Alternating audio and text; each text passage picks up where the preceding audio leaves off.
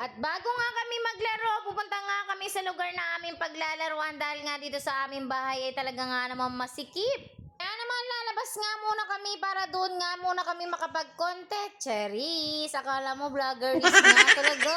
Siyempre sa paglabas namin, dala-dala nga kaming pagkain at sinamahan na nga rin namin ng tubig dahil nga mauuhaw kami sa aming gagawin. Hindi nga lang kami ang maglalaro, pati rin ang aming baby shark, kaya naman dinala namin yung sasakyan niya dahil sigurado talaga nga naman guguluhin niya nga kami. Siyempre pagbaba nga namin sa kanyang laruan ay talaga naman inariyahan niya na at sinakyan na nga rin niya agad at agad-agad niya nga rin itong pinandar. Tina nga lang may paganto dito ay talaga nga naman safe na safe siya dahil nga may sariling gate to, kahit di nga namin siya masyadong tignan ay talaga nga naman hindi nga siya mawawala. Diyos ko po, Rogone. At syempre bago nga kami magumpisa, syempre kakain at magmemerienda nga muna kami para naman meron kaming lakas at sigla. Kahit nga talagang lumabas kami, talaga nga naman yung aming baby shark ay naknakan nga ng likod. Diyos ko po, Rogo, talaga nga naman mga pagod ka.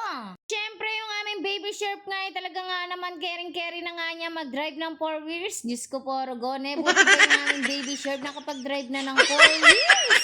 Tuwa nga talaga siya sa kanyang sasakyan, kaya naman wala ka talagang masasabi kundi talaga nga, hay nako, nakakapagod nga talaga tong bata.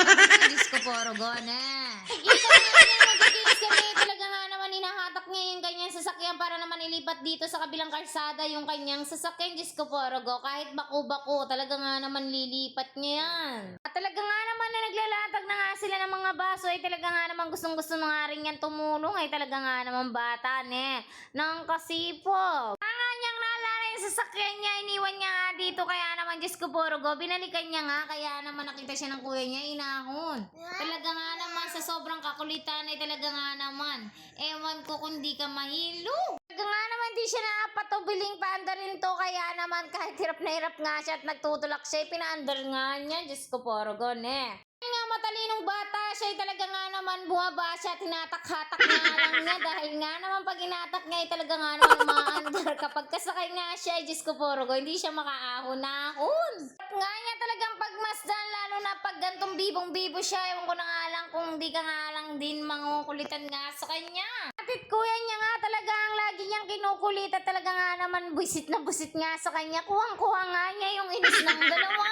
Siyempre, nung may nanalo na nga sa amin, dali-dali na nga kami pumunta sa Jollibee. Siyempre, ito lang naman ang katabing kainan dito, kaya naman mauubos yung kanyang napanalunan. Diyos ko po, Rogone, nanalo na pag-utusan pa nga. Ano naman ako nagawa ng umabol ng aming baby shark, talaga nga naman dala-dala ko nga rin siya, dala-dala ko nga rin yung kanyang sasakyan dito nga sa loob. Diyos ko po, Rogone, kabisyong bata to, talagang dito nga pa nga gusto mag-playground.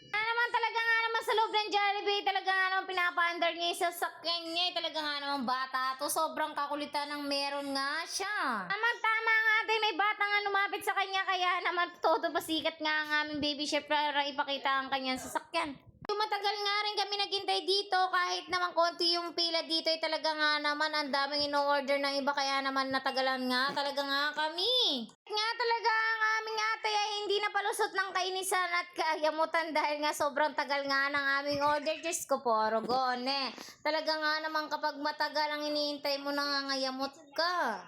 Buti na nga lang natapos na, iniintay na nga lang namin yung natitira nga naming order at eto na nga sila ay talaga nga naman excited na nga silang kainin yung napanalunan nila. Diyos ko po, Rogone. Tapos nga namin yung order at talaga nga naman nagaya na nga ako umuwi para nga doon na lang nga kami kumain, pero dito na nga raw nila gustong kumain, kaya naman portago ang mga person. Nga muna kami tumambay ng kaunti dito sa may part para naman maintain ang kanilang daddy dahil yung aming daddy ay talaga nga naman hindi niya nabasa yung message namin. Talaga nga naman iniwanan niya nga kami at umuwi na nga siya. Diyos ko po, Rogone. Bye-bye! Thank you for watching! Salamat sa panonood!